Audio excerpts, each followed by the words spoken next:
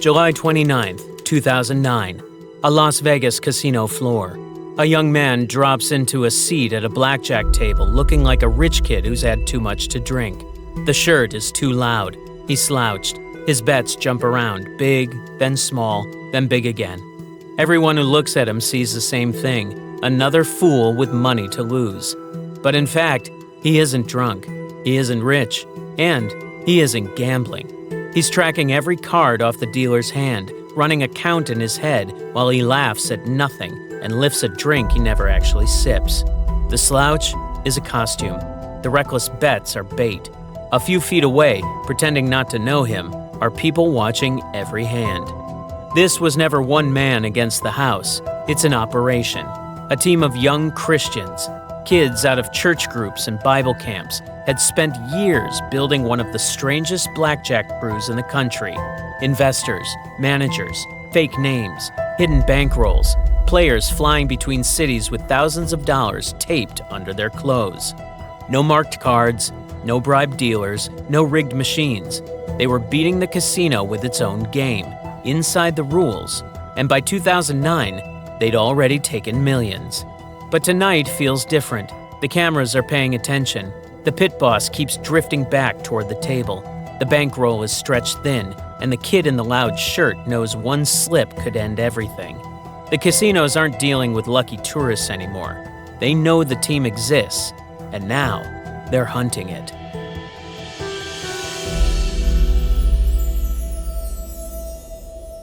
It begins with two friends and a book. Colin Jones has a degree in mathematics from a small Christian university. He's careful, quiet, built for numbers. Ben Crawford is the opposite, restless, persuasive, the kind of man who sees a good idea and immediately asks how large it can be made. They know each other through church.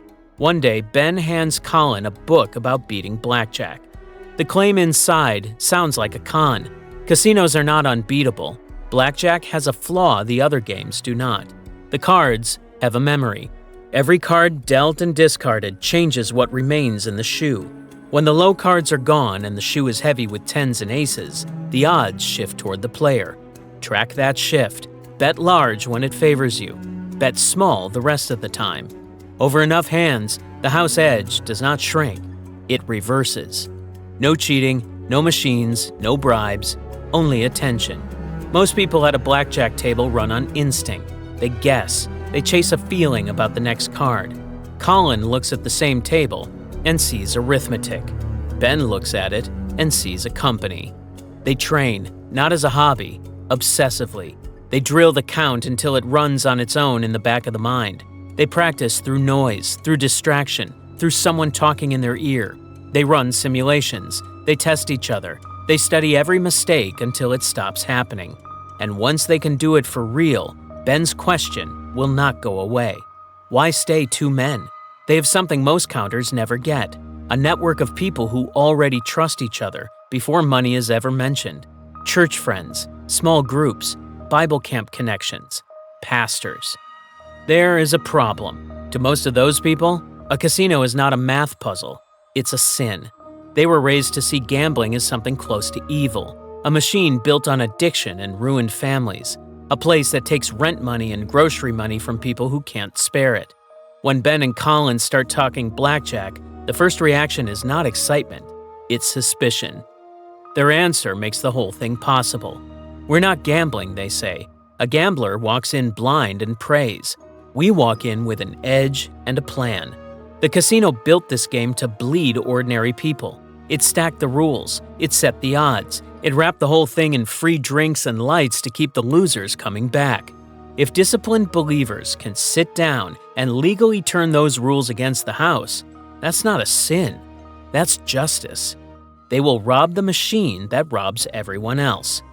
Not everyone agrees. A retired pastor hears about the team and points to Proverbs. Wealth gained quickly disappears quickly. He never moves off it. But the argument does not need everyone. It needs enough. It gets enough. Church friends ask to join, then friends of friends, then people who only want to put up money.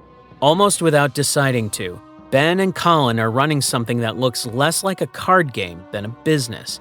So, They make it one. They register it as a real company. Around 30 investors put cash into a shared bankroll. About 40 trained players spread out from Seattle to Cincinnati to California. Managers and trainers sit in between. There are quarterly meetings. There are records on every player. There are skills tests you have to keep passing to stay on the team.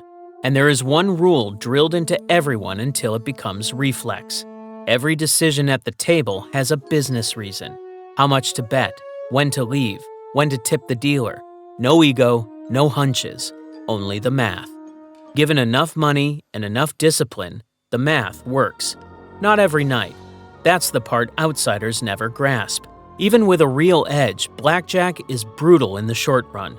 A perfect player can do everything right and lose for days. The advantage only appears once enough hands are stacked up for it to breathe. That is why the bankroll matters. You need a deep enough pile of cash to survive the cold stretches until the numbers return. The cold stretches are real. On one Las Vegas trip, the team loses $120,000. $86,000 of it goes at a single casino. For an ordinary person, that's a catastrophe. For the team, it is a line on a spreadsheet. Painful, expected, survivable. Then the line bends the other way. The bankroll climbs past $100,000, past $300,000, and it keeps going until there's more than $1 million in play across the country. And that creates a problem these church kids never imagined. Physical cash, stacks of it. Players carry tens of thousands across state lines, in bags, strapped under their clothes.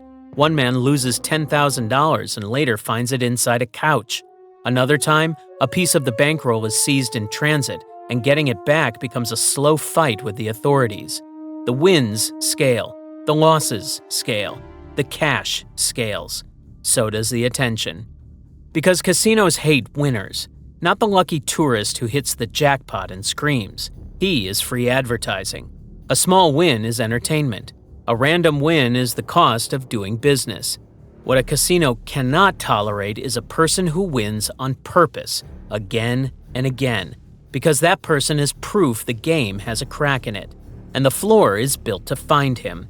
Dealers watch the betting, pit bosses watch the behavior, surveillance studies the cameras, faces get run against databases shared between properties, show up too often, play too well, leave with money too many times, and eventually, someone walks over and says you're done. For the team, this becomes routine. Sit down, look natural, play a few hours knowing the ceiling is full of eyes. Wait for the tap on the shoulder. Sometimes it's polite. Sometimes it's not.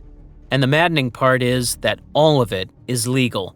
No marked cards, no devices, no bribes. Only skill the casino does not want at its tables. But a casino is private property. It can refuse anyone. So the players change the only thing they can, themselves. They turn disguise into a trade. One player arrives as a harmless tourist, another as a loud, rich drunk throwing money around.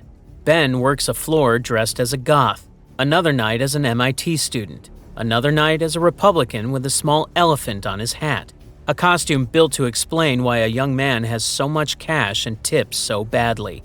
The goal is not only to hide, it is to hand the casino a person it will underestimate. Colin and Ben split down the middle on this, and it tells you everything. Colin wants to vanish into the wallpaper. Ben wants to put on a show. One plays camouflage, the other plays theater. Between the two, the team keeps finding ways back through the door. By 2007, it works at a scale that looks like proof. In a single year, the team makes more than $1.5 million from the casinos. On paper, it's everything they argued at the start. The math is real. The model holds. The moral case looks sound. They are beating the house, funding families, paying investors a genuine return. But a run this good hides what's rotting underneath it. The first crack is growth. At the start, everyone is close, real friends who trust each other with anything. That intimacy does not survive bolting on dozens of new players. Some recruits are sharp, some are not. Some hold their nerve with real money on the felt. Some fold the moment the room gets loud. The gap matters because blackjack in a living room and blackjack under casino pressure are barely the same thing. At home, it's quiet. No one is watching. No pit boss stands behind you. No dealer rushes you. On the floor, everything in the building is designed to break your focus. The noise, the movement, the fear, the cash in front of you. A player can pass every practice test and come apart the instant it's real. When one comes apart, the whole team eats the loss. At first, the losing looks normal. Every advantage player expects cold streaks. One bad month proves nothing. Then comes another bad month, then another. The numbers keep sliding. Ben and Colin are trapped because the team runs on trust, and these are their friends. Church people, people they have prayed with, eaten with, invested with. They do not want to believe anyone is playing sloppy, or worse, skimming. So they do the only thing left. They retest the players. The results are ugly. Some are making errors that should never have survived training. Others are not playing with the precision the edge demands. The team grew too fast. The sharpness that once made it dangerous has been watered down by people who cannot quite execute. That is the truth no one wants to say. Skill does not scale like a franchise. You can teach 10,000 teenagers to build the same burger. The process is simple, and the pressure is nothing. You cannot take ordinary people, hand them a counting system, drop them into a hostile casino with someone else's money, and expect them to perform like machines. The system is not failing because the math is wrong. It's failing because people are people.